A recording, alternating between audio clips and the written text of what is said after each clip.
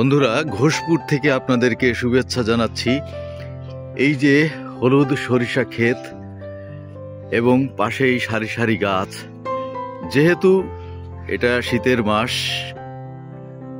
কুয়াশাময় একটি দিন, এমন দিনে আমরা প্রকৃতির মাঝে, প্রকৃতির সান্নিধ্যে চলেছি ঘোষপুর গ্রামের ইতিহাস জানতে।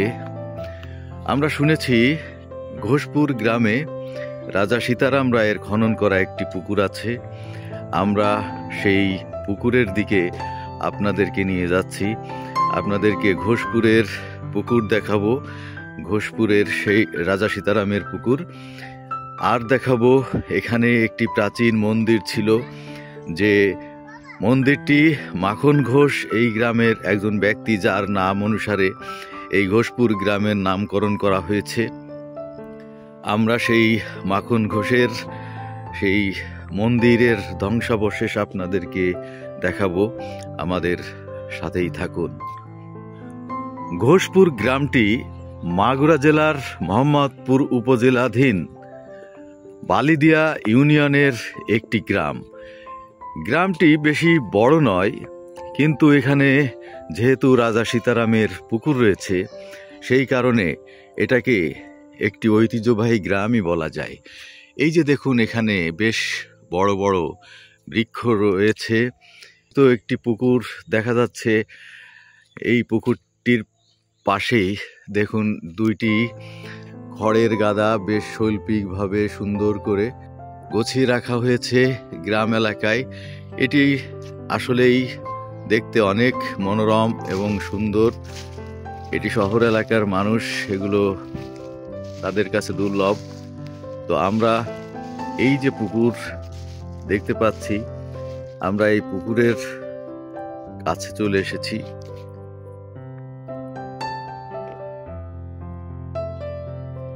এই পুকুরটাই কি সীতারামের খনন করা? তো আমরা দেখছি এই যে এই গ্রামের একজন পুরোহিত শ্রী সুভাষচন্দ্র মুখার্জি, তিনি এই গ্রামের, এই ঘোষপুর গ্রামের বাসিন্দা। তার কাছ থেকে আমরা জেনে নিলাম যে এই পুকুরটি হচ্ছে রাজা সীতারাম রায়ের খনন করা পুকুর। দাদা, এই পুকুরটা সীতারামের পুকুর, পরবর্তীতে এই পুকুরটা কে ভোগ করছে? বাসুদেব মুখার্জি। বাসুদেব মুখার্জি, তার বাবা গৌর গোপাল মুখার্জি। এই বাসুদেব মুখার্জির নামে কি এই পুকুরটা চেনে, নাকি গৌর গোপাল মুখার্জির নামে? বাসুদেব মুখার্জি। বাসুদেব মুখার্জি তিনি কি ঠাকুর ছিলেন? তাহলে এই তিনি যেহেতু ব্রাহ্মণ ছিলেন, এই কারণে এইটা বাসুদেব ঠাকুরের পুকুর নামে পরিচিত। আসলে বাসুদেব ঠাকুরের পুকুর হলেও এটি রাজা সীতারামের পুকুর। তো আপনারা জানেন যে রাজা সীতারাম মোহাম্মদপুরের ব্রিটিশ পিরিয়ডেরও আগে, মোগল আমলে রাজা সীতারাম রায় ছিলেন। তিনি যেই এলাকায় যেতেন সেই এলাকায় তো একটি করে পুকুর খনন করতেন। তার একটি শখ ছিল বা মানুষের প্রয়োজন ছিল। তখন তো আর নলকূপ ছিল না, তখন ইন্দারা ছিল, এবং ইন্দারা সব বাড়িতে থাকতো না। যে এলাকায় যেতেন সেই এলাকায় রাজা সীতারাম এক একটি করে পুকুর খনন করেছেন। আমরা ইতোপূর্বে আরও কয়েকটি পুকুর আপনাদেরকে দোয়াইল বাজারের পাশে একটি পুকুর দেখিয়েছিলাম, সেটি রাজা সীতারাম রায়ের খনন করা। একটি পুকুর দেখিয়েছিলাম বগিয়া ইউনিয়নে রাজা সীতারামের খনন করা, যেটি সীতারামের পুকুর নামে পরিচিত। মোহাম্মদপুরে যে রাজবাড়ি রয়েছে, সেই রাজবাড়ির পাশে যে পুকুর, দুইটা পুকুর রয়েছে, দুইটি পুকুরও আপনাদেরকে সপ্তক মিডিয়ায় ইতোপূর্বে দেখিয়েছি। তো আমরা পর্যায়ক্রমে এইভাবে মাগুরা জেলার যত ইতিহাস, ঐতিহ্য, সংস্কৃতি সব কিছু আপনাদেরকে তুলে ধরছি। তো আমরা দেখছি এই পাশে, পুকুরের পাশে গ্রামীণ পরিবেশ, শান্ত নিরিবিলি পরিবেশ, এবং পাখির ডাক শোনা যায়। এখানে কুয়াশা মোড়া একটি দিন, সেই রৌদ্র, এখন দুপুরবেলা কিন্তু রোদ্দুর নাই। কুয়াশা মোড়ানো দিনে আমরা সরিষা ক্ষেত দেখছি, আমরা বৃক্ষরাজি দেখছি, আমরা পাখিদের উড়াউড়ি দেখছি, এবং দৈনন্দিন কাজ, দৈনন্দিন মানুষের যে দৈনন্দিন কাজ, সেগুলো আমরা দেখতে পাচ্ছি। বন্ধুরা, আগে বলেছি যে বড় বড় বৃক্ষ, বড় বড় গাছ, এই যে দেখছেন, এই গাছের ভেতরেই সেই প্রাচীন একটি ধ্বংসাবশেষ, ছোট ছোট ইটের তৈরি করা। অবশ্যই এটি কোনো বাড়ি অথবা এটা মন্দির হবে। অবয়ব দেখে বোঝাই যাচ্ছে যে এটা মন্দির। আমরা তার কাছে এই যে এগিয়ে যাচ্ছি, আপনাদেরকে দেখানোর চেষ্টা করছি। এই যে অনেক সেই একেবারে চুন সুরকির দিয়ে তৈরি করা সেই ধ্বংসাবশেষ। এই যে দেখুন, মাটি দিয়ে গাঁথা ছিল এবং ছোট ছোট ইট। এই ইটগুলো হয়তো হাতে তৈরি করা ছিল। এখানে কিছু লেখা দেখতে পাচ্ছি, দেখা যাক কি লেখা।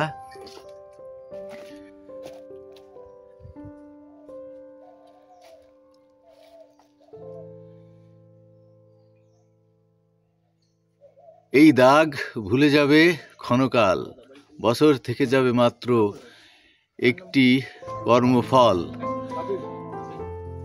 দিনতরে। এইভাবে সে লেখাটিও অস্পষ্ট হয়ে গেছে। এই যে মন্দিরের ভিতরে যে ছোট ছোট এইগুলোর কি বলে দাদা? দাদা, এইটা কি? মন্দিরের ভিতরে তাক, মন্দিরের ভিতরে তাক। এবং আমাদের সাথে গাইড হিসাবে রয়েছেন এখানকার এই ঘোষপুর গ্রামের পুরোহিত শ্রী সুভাষচন্দ্র মুখার্জি। তিনি আমাদেরকে এই মন্দিরটি দেখাচ্ছেন এবং মন্দিরের যে ইতিহাস তিনি জানাচ্ছেন। আমরা মন্দিরের সব পাশ থেকে আপনাদেরকে দেখানোর চেষ্টা করছি। এই যে মন্দির, এই ধ্বংসাবশেষ দেখুন। প্রাচীন মানেই সৌন্দর্য, প্রাচীন মানেই সুন্দর। এমন সুন্দরের প্রকাশ, বহিঃপ্রকাশ কে জানে? 200 বছর 300 বছর আগে মানুষ কতটা শৈল্পিক ছিল, মানুষ কতটা সংস্কৃতির সাথে লালিত ছিল এবং তাদের ভিতরে সংস্কৃতি ধারণ করা ছিল। সেই সংস্কৃতি আজ বিপন্ন, সেই সৌন্দর্য এখন বিপন্ন। মানুষ ছুটছে অন্য সৌন্দর্যের। এই যে আমরা একটি সাপের খোলসও দেখতে পাচ্ছি। এই দেখুন, এখানে সাপের খোলস বদল হয়েছে। অবশ্যই এটি বেশ একটা ঝুঁকিপূর্ণ জায়গাও, যেহেতু অনেক বছরের। কত বছরের পুরনো হবে দাদা?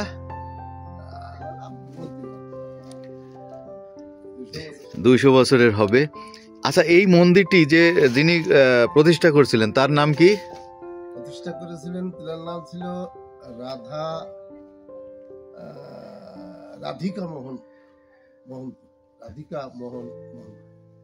রাধিকা মোহন মহন্ত। তার পরবর্তীতে স্টেপ বাই স্টেপ আসছে। আচ্ছা, স্টেপ বাই স্টেপ আসছে। এবং কার কাছ থেকে এইটা শেষ হয়ে গেছে? নিত্যগোপাল মহন্ত বিক্রি করে কলকাতা। আচ্ছা, এই নিত্যগোপাল মহন্ত যে সম্পত্তি বিক্রি করছেন, কার কাছে বিক্রি করছেন? অনেক লোকের কাছে বেচেছে, বাসুদেব ঠাকুরের কাছে বেচেছে, এছাড়া আশেপাশে মুসলমানদের কাছে বিক্রি করে। আচ্ছা, নিত্যগোপাল মহন্ত এটির পুরোহিত ছিলেন। আচ্ছা, এই মন্দিরটি ধ্বংস হয়ে গেল কেন? এর দেখার লোক নাই, মানে এর যে উত্তরসূরি কেউ নাই। কারণ কি? উত্তরসূরি এনরা ব্রহ্মচারী, এনাদের কোনো সন্তান হয় না, বিবাহ করে না। আচ্ছা, ঠিক আছে। তাহলে আমরা এই যে মন্দিরটি দেখালাম, এই মন্দিরটি কি নাম যেন? নন্দকিশোর মন্দির। আচ্ছা, নন্দকিশোর মন্দির নাম কেন হলো? ভগবান কৃষ্ণের এক নাম নন্দকিশোর, অর্থাৎ নন্দরাজের ছেলে, সন্তান কৃষ্ণ। বন্ধুরা, আমরা আগে যত মন্দির দেখিয়েছি, ইতোপূর্বে সম্ভবত কোনো নন্দকিশোর নামে কোনো মন্দির আমরা দেখাতে পারি নাই। এই সর্বপ্রথম আমরা নন্দকিশোর মন্দির দেখাচ্ছি। মাগুরা জেলার অন্য কোথাও নন্দকিশোর মন্দির আছে কিনা সপ্তক মিডিয়া এখনো জানতে পারিনি। যদি কখনো জানতে পারি, আপনাদেরকে অবশ্যই সেটি তুলে ধরব। তো আমরা এই নন্দকিশোর মন্দির থেকে আমরা আরেকটি মন্দিরের কাছে যাব। চলুন সেখানে যাই। মন্দিরের নাম কি? বাসুদেব মন্দিরের কাছে যাচ্ছি।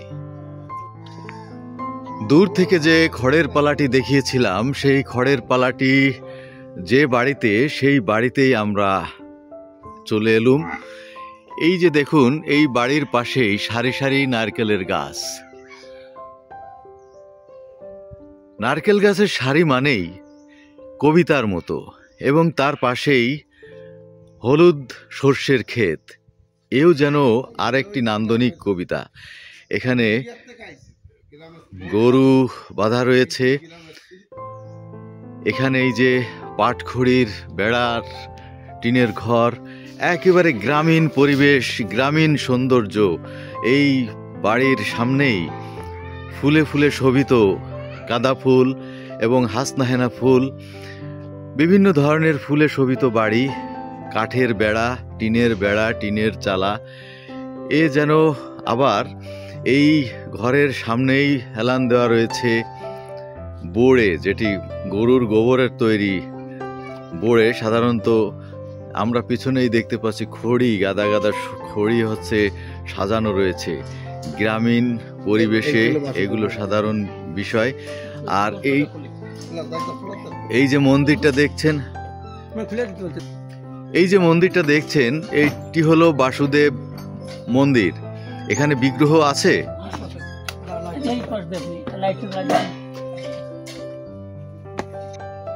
এই যে আমরা বিগ্রহ দেখতে পাচ্ছি এখানে, যে একেবারে ভিতরে আবার শিকেই কলসি ঝুলানো রয়েছে। এটিও এখন দুর্লভ। বড় বড় চাড়ি, এগুলোকে চাড়িই তো বলে, বড় বড় চাড়ি, কোলা, এগুলো মাটির কোলা, চাড়ি, এগুলো গ্রামীণ যে লোকজ সামগ্রী, সেই লোকজ সামগ্রীর ভিতরে কাঠের বেড়ার যে মন্দির। আমরা ইতোপূর্বে আপনাদেরকে যত মন্দির দেখিয়েছি, এই ধরনের কাঠের বেড়ার মন্দির এখনও দেখাতে পারি নাই। এই প্রথম আপনাদেরকে কাঠের বেড়া, টিনের চালা মন্দির দেখাচ্ছি। এটিও সংস্কারের প্রয়োজন, অবশ্যই কর্তৃপক্ষ এদিকে খেয়াল রাখবেন। তো এই মন্দিরের পুরোহিতকে সমীর মুখার্জি। তা আপনি এই মন্দির সম্বন্ধে দুই একটি কথা বলুন। কি বলবো, এটা হলো আমার ধরেন পূর্বপুরুষের থেকে এই মন্দির ছিল ওইখানে ঠাকুরগাড্ডা, ওইখানেতে। তারপরে বাবা এই বাড়িতে চলে আসে ঠাকুরদা, ওখানে আর কেউ থাকে না। তারপর ওখানকার থেকে ওই বিগ্রহ এইখানে আনি আর কি প্রতিষ্ঠিত করা। এই অবস্থার পর আমার ঠাকুরদা পুজো করে গেছেন, আমার বাবা করে গেছেন, তারপরে আমি পুরোহিতগিরি করি। তার মানে কত বছর বয়স হবে এই মন্দিরের? বহু ও বলতে পারবো না। ধরেন আমার বাবা 95 বছর বয়স, তিনি করে গেছেন। ঠাকুরদা প্রায় 60-70 করে গেছেন, তিনার বাবা করে গেছে। এই জন্য এটা বলতে আমরা কতদিনকে 200 বছর হবে, তার বেশি ছাড়া কম না। আচ্ছা, 200 বছর বয়স হলেও আমরা জানতে পারলাম আসলে এটা স্থানান্তরিত হয়েছে এবং পর্যায়ক্রমে। আর ভবন তো মূল কথা না, মূল কথা হচ্ছে পুজো পার্বণ এবং সেখানে কতটা ধর্ম পালন করা হলো সেটাই বড় কথা। এখানে ভবন হলেই যে সেখানে অনেক ঐতিহ্য থাকবে, অনেক সৌন্দর্য থাকবে, সেটা তেমন নয়। এখানে আসলে কতটা সমর্পণ রয়েছে, কতটা ধার্মিকতা রয়েছে, সেটাই হচ্ছে বড় বৈশিষ্ট্য। সেদিক থেকে আমাদের এই মন্দিরটি অবশ্যই আমাদের সেই গ্রামীণ সৌন্দর্যের ভিতরে, সেই ধার্মিকতার দিক থেকে আমরা এটি প্রায় 200 বছরের যে পুরনো মন্দির, যে বংশ পরম্পরায় চলে আসছে বাসুদেব মন্দির, এটা এক ঘোষপুর গ্রামের অবশ্যই একটি ঐতিহ্যের মধ্যে পড়ে। তো বন্ধুরা, আমরা এরপরে আর কোনো প্রতিষ্ঠান থাকলে সেখানে নিয়ে যাচ্ছি। আমরা অবশ্যই জানতে পেরেছি যে একটি মাদ্রাসা রয়েছে, দাখিল মাদ্রাসা। সেই দাখিল মাদ্রাসার কাছেও আপনাদেরকে নিয়ে যাব, চলুন সেখানে।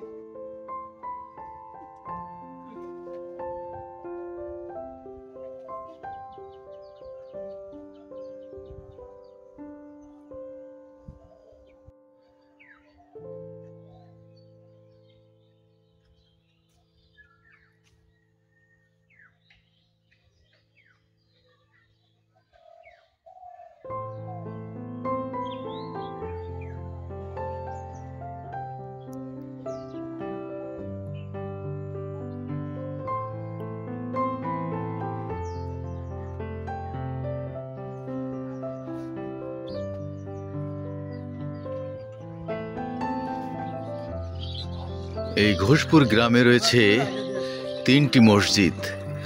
সেই 3টি মসজিদের ভিতরে একটি হলো এই যে মসজিদটি দেখতে পাচ্ছেন, এটি হলো 3 মসজিদের একটি। আরও 2টি মসজিদ আপনাদেরকে অবশ্যই দেখানোর চেষ্টা করব, সাথেই থাকুন।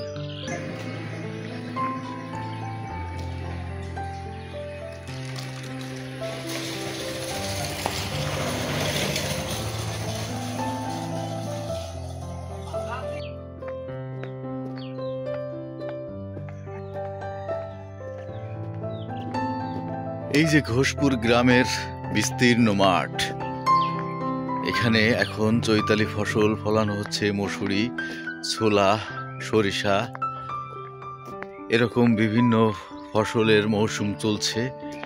সেইগুলো সামনেই আরেকটি প্রতিষ্ঠান দেখা যাচ্ছে, সেই প্রতিষ্ঠানের দিকে আপনাদেরকে নিয়ে যাচ্ছি।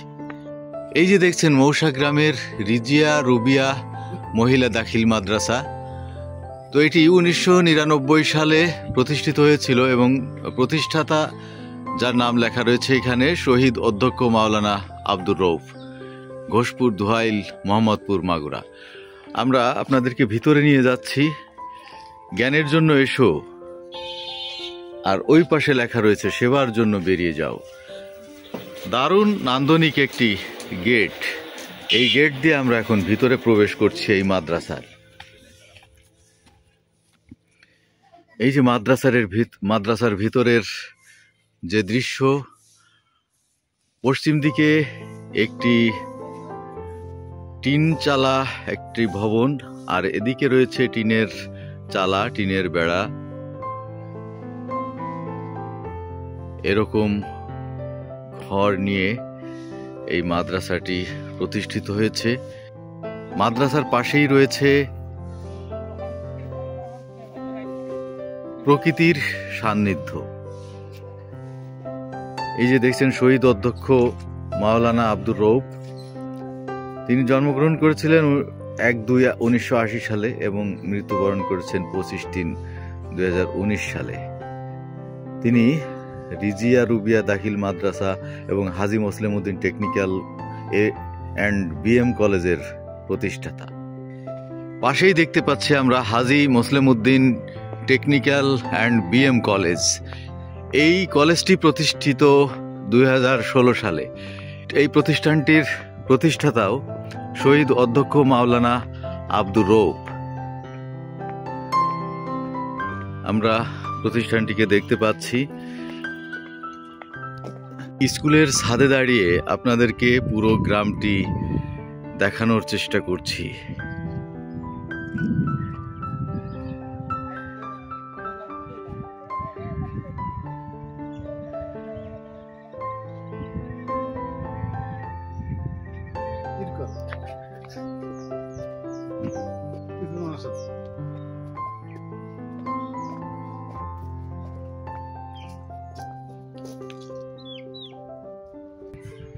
বাঁশঝাড়ের নিচেই একেবারে একটি ভবন। আমরা সেদিকে যাচ্ছি, কিন্তু গ্রামের এই বাঁশঝাড়ের পাশে সরিষা ক্ষেত, এটিও একটি দারুণ পরিবেশ। বাঁশঝাড় গ্রামের একটি সৌন্দর্যের অংশ।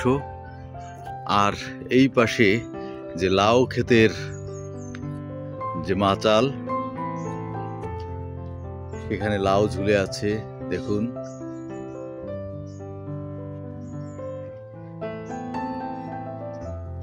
আর প্রায়শই আমরা দেখতে পাচ্ছি যে এখানে সুপারি গাছের সারি।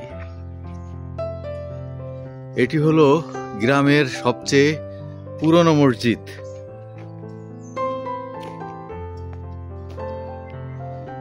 কিন্তু মসজিদটি প্রাচীন হলেও এই মসজিদের কোনো সংস্কার নেই, কোনো অবয়ব নেই, কোনো যত্ন নেই। এই যে জানালা আছে, কিন্তু জানালার সেই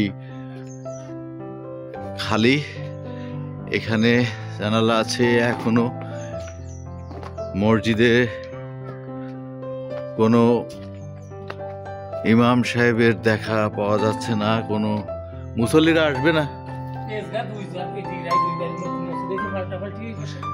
এখানে দুইটা মসজিদ, পরবর্তীতে মসজিদেও প্রতিযোগিতা। দুই পাশে দুইটি মসজিদ হওয়ার কারণে এখানে এখন পারিবারিক মসজিদ হয়ে গেছে, অথচ এটি ছিল গ্রামের প্রাচীন মসজিদ, প্রথম মসজিদ। এটি গ্রামের প্রথম মসজিদ হলেও দেখুন, বারান্দা আছে, চাল নেই, জানালা আছে, জানালার পাল্লা নেই, দরজা আছে, কিন্তু এখানে কোনো মুসল্লিও আসছে না। অথচ এটি গ্রামের সর্বপ্রথম মসজিদ, পুরনো মসজিদ, কিন্তু এখানে যত্ন অবহেলায় পড়ে আছে বলেই আমাদেরকে জানালেন এই এখানকার প্রতিবেশীরা।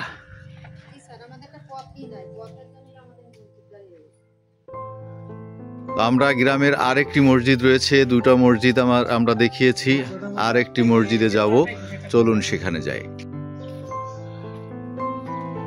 আমরা এই ঘোষপুরের প্রতিটি আনাচে কানাচে আপনাদেরকে দেখিয়েছি, প্রত্যেকটি জলাশয় দেখিয়েছি, প্রত্যেকটি স্কুল তো এখানে নেই, প্রাথমিক স্কুল ঘোষপুরে নেই। এখানে মাদ্রাসা রয়েছে, এখানে একটি বিএম টেকনিক্যাল স্কুল রয়েছে, কিন্তু এখানে কোনো সরকারি প্রাথমিক বিদ্যালয় নেই। দুইটি মসজিদ রয়েছে, আমরা তৃতীয় মসজিদের দিকে যাচ্ছি। এই যে দেখুন, গাছপালায় ভরা, গাছপালায় ঘেরা শুনশান একটি গ্রাম। আর এই শীত এলেই সরিষা ক্ষেত যেন সৌন্দর্য দিয়ে ডাকে সবাইকে, এসো এসো আমার কাছে, এসো আমার সাথে বসো, আমার সাথে একটু গল্প করে যাও। এমন সমস্ত আকুতি এই সরিষা ক্ষেতগুলোর, এমন কোনো মানুষ নেই সরিষা ক্ষেতের সৌন্দর্যে আপ্লুত হয় না। আপনাদেরকে নিয়ে এলাম ঘোষপুর গ্রামের তৃতীয় যে মসজিদ, সেই মসজিদটির দিকে। এই মসজিদটি অনেকটা একেবারে পাকা বিল্ডিং এবং ছাদওয়ালা মসজিদ। এখানে মুসল্লিরা নামাজ পড়ছে এবং এই মসজিদটি গ্রামের সবচেয়ে একেবারে সর্বশেষ। এই বিগত 7-8 বছর আগে এই মসজিদটি তৈরি করা হয়েছে। আমরা মসজিদের সামনের দিকে নিয়ে যাচ্ছি আপনাদেরকে। এই যে মসজিদের সামনের দিকে নিয়ে এলাম।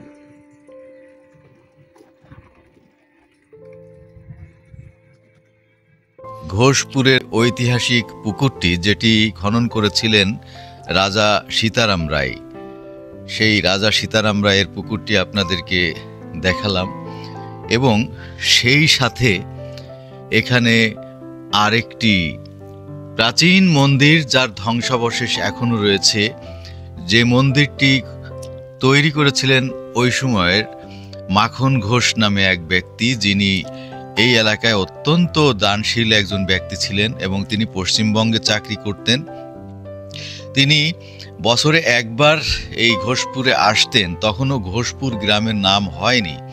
তিনি একবার এখানে আসতেন এবং এই মন্দিরে পূজা পার্বণের মাধ্যমে হিন্দু মুসলমান সবাইকে প্রচুর পরিমাণে ভোজন করাতেন এবং তার নাম অনুসারেই এই ঘোষপুরের নামকরণ করা হয়। বন্ধুরা, আমরা সেই ঘোষপুরে বসে আছি। আমরা যার সাথে বসে আছি তিনি হলেন এই ঘোষপুর গ্রামেরই একজন বাসিন্দা, যার নাম শ্রী সুভাষ চন্দ্র মুখার্জি। আমরা তার কাছ থেকে এই ঘোষপুর গ্রাম এবং পার্শ্ববর্তী যে মৌসা গ্রাম, সবাই জানে মৌসা ঘোষপুর, তো এই মৌসা সম্বন্ধে এবং ঘোষপুর সম্বন্ধে আমরা জানব। আচ্ছা দাদা, এই যে আপনি বললেন যে ঘোষপুর সেই মাখন ঘোষের নাম অনুসারে এই গ্রামের নামকরণ করা হয়েছে, আচ্ছা মাখন ঘোষ কখন এবং কিভাবে এই গ্রাম ছেড়ে যান?